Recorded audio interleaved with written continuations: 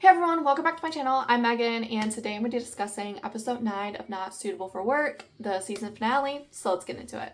I feel distraught about this episode.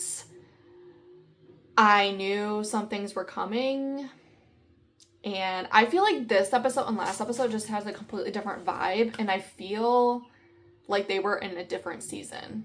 Like, that sounds kind of weird to say, but I feel kind of sad. Like, Kel no longer has his teaching job. Abby had to wait until Vanessa to come to her, which I feel like she should have went to Vanessa. And Davis is now fired from his job, and I feel like everything is just going downhill. But the title of the TV series is Not Suitable for Work, so maybe they aren't suitable for work because they aren't dealing. You know what I mean? They aren't dealing. I don't know if it was best. I think it's great that AJ stuck up, or AJ. I think it's great that Davis stuck up for AJ. But I feel when it comes to personal life stuff and maybe not having the full story, I don't know if that was like the wisest decision. But I did say the last episode review that I want to see Davis figure out what exactly he wants in a career. So maybe, because like we don't really know, I feel like we don't get much character development from Davis as much as we did in the other characters. So it'll be interesting now knowing that him and AJ kissed at the end of the episode, which I feel like it was so anticlimactic. I necessarily didn't see it coming. The way it set up reminded me of like Silence of the Lambs. Like, you know, Josh was heading to it. We figured Josh was going to be the kiss, and then Davis was one at the door.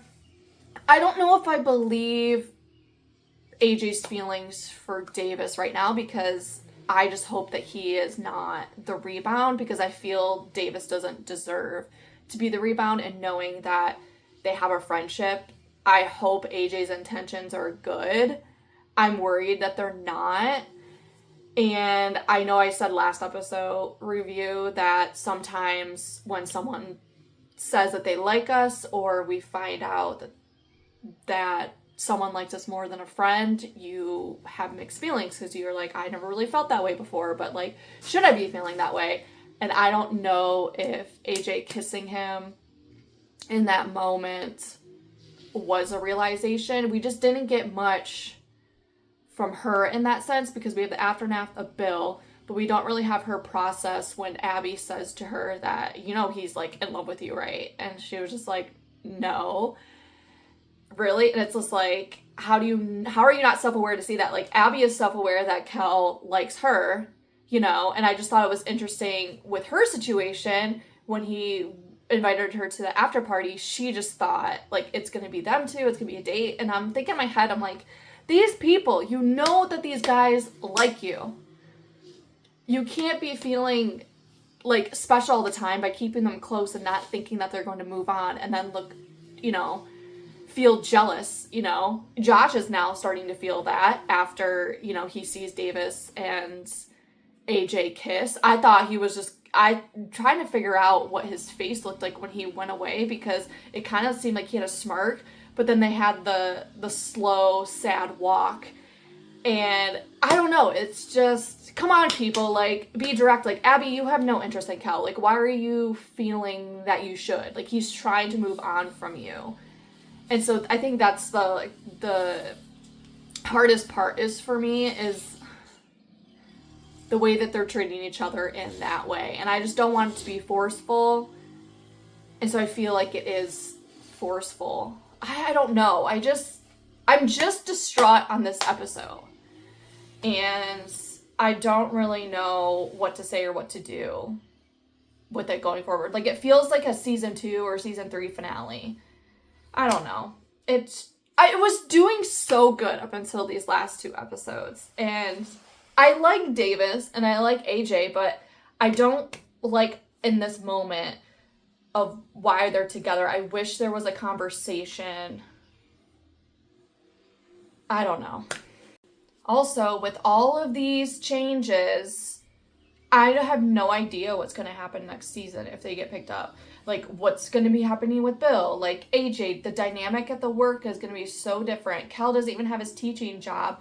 And I wonder if it's because that girl saw him and Abby interacting and is saying that we found someone. It doesn't seem like that's happening because she seems to like Kel, so I don't know why she would just let Kel not go. I loved how Davis showed up to the play. Davis is just such a, I think, good friend. Like, he just shows up and is there. And I really like the Kel and Davis friendship. I really like that because I think Josh and Kel knew each other from high school, and then Davis and Josh went to college together, and so I think that's probably how they met. And so I really like the Kel and Davis bond. I think, I don't know, I really like it. I like how he a couple episodes ago he's like, yeah, I'll go to Denver with you. I think he's just, you know, to Josh's point, he just like spending time with his friends and the people that are in his life. And I hope we see more of that. I feel like everyone is doing so much growth by like not being in a relationship with each other. And so I kind of wish, I don't know, I'm just like annoyed. I'm sorry, I need to stop because the more I'm talking, the more in circles I am, and I'm repeating what I'm saying. And then I'm gonna miss the dynamic of Kel and the girls. Like, I don't know, I just feel like it was a disaster of an episode. Like, there were so many things happening at once that I feel were unnecessary. Okay? Unnecessary. Like, they could have kept Elena in for the whole entire season. They could have kept Austin in for the entire season. And I feel like they gave up on some of that stuff so early to, like, rush it towards the end. And I feel like it, like, the whole thing with Vanessa should have happened, like, 2 or 3 episodes ago with Abby. That should have happened way sooner. And then, like, Davis, oh my gosh, Davis and AJ, I don't know. I mean, I like them, but, like, I don't like this very moment of why they're together. That's the annoying part. That's it for my review on the season finale of Not Suitable for Work. Hopefully you liked it better than I did, but I hope there is a season 2. Thank you for watching, and I'll see you next time.